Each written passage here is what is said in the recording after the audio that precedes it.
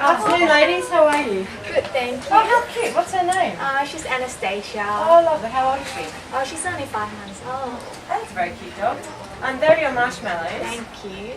And we've got the cut fruit platter for you. Lovely, thank you. And the whole fruit platter for you. Thank you very much. Anything else I can get for you? No, thank you. All right, enjoy your meal. Lovely, thank you. Well, thanks again for inviting me. I'm thinking about doing the OT course, and so I thought you guys would be good to speak to. Yeah, actually it's quite fun at the moment. Yeah. We were here last week. And we kind of noticed, the waitress, and she was doing a few things. Yeah, we're discussing about that. Oh, yeah. Hey, ladies. How are you? Good, I'd like to order some more. I'm well. I'd like to order some more drinks or anything. Not at the Actually- moment, but do you have a few free moments that you could maybe join us? Yeah, is that all right? Yeah, Sure. definitely.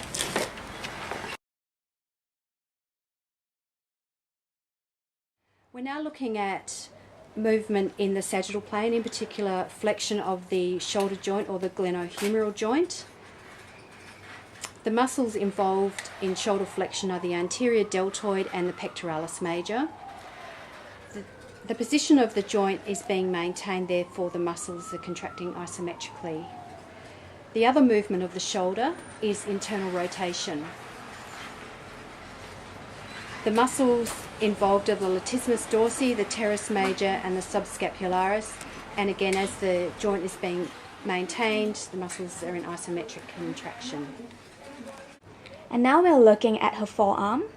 She's currently holding her plates in a flex position, and at her elbow joint, which is in the sagittal plane. And to maintain this position, her elbow flexors need to work, which is her brachialis, her brachioradialis, and biceps brachii. And next, we're looking at the proximal radial ulnar joint. And her forearm is currently supinated. And the muscles that's responsible for supination is the supinator, biceps brachii, and brachioradialis. And to maintain this position, the muscles have to work in an isometric contraction. Alright, now we're going to look at the distal joints. Starting off with the wrist. It's a condyloid joint and it is working in the sagittal plane.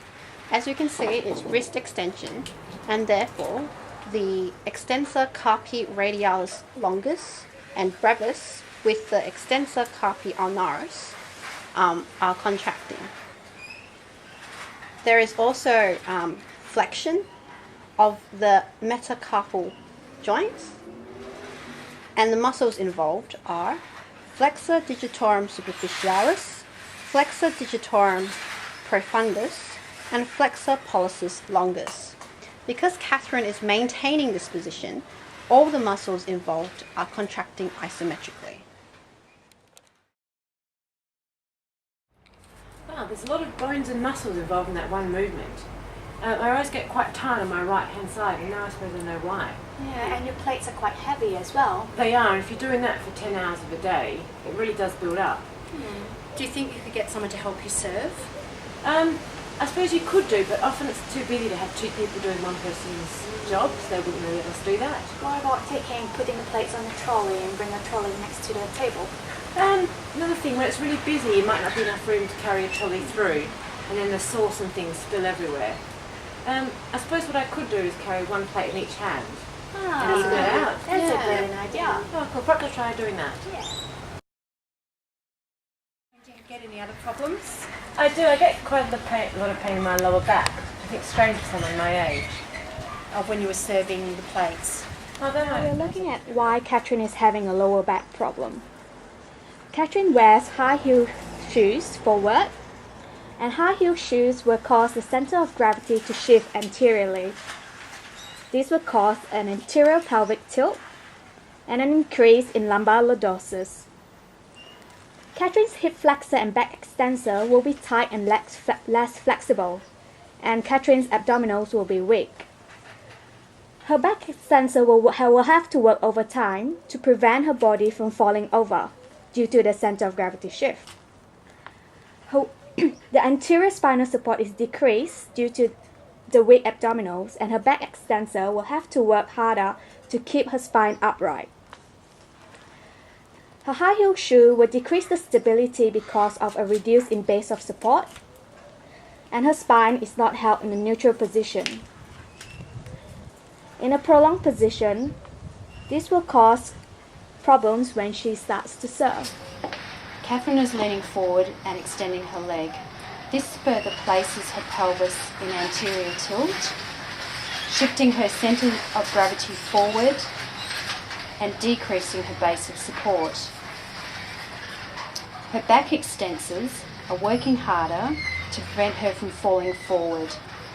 This could lead to lower back strain, which may eventually lead to creep if sustained for a period of time.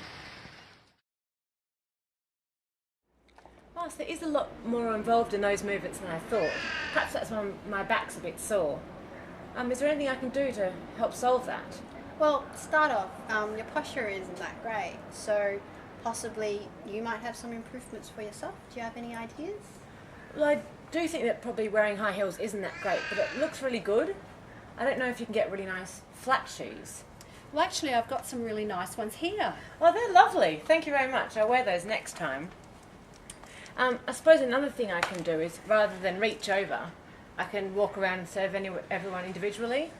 And perhaps you can also bend your knees at the same time so you're not leaning forward. Oh, that's a good Also, idea. you could stand square onto the table so you're not tilting and rotating too much as well. Okay. Oh no, they're really easy changes that I'll be able to implement. No, thank you very much.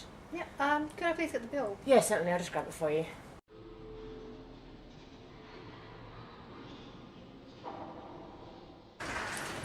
Oh, happy birthday! Is it your birthday? That's a lovely cake. Would you like some tea? Would you like some as well? There we are. Okay. Just be careful, it's hot.